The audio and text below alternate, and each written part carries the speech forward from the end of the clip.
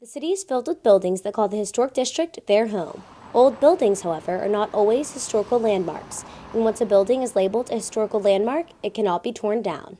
They are the physical reminders of our collective history as a city. The Historic Preservation Officer's job is to review every demolition permit for the city, and there have already been more than 700 applications this year.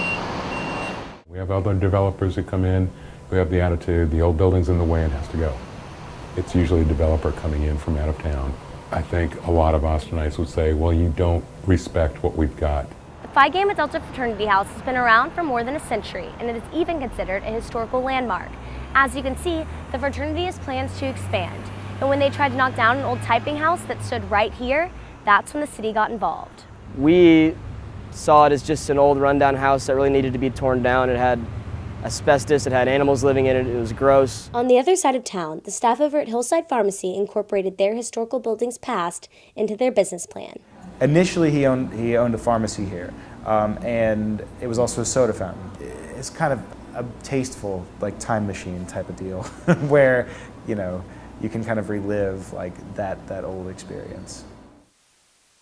The city's growth is expected to continue, but in Austin, out with the old and with the new won't be the case when it comes to historical landmarks. Julia Duke, Texas News Watch.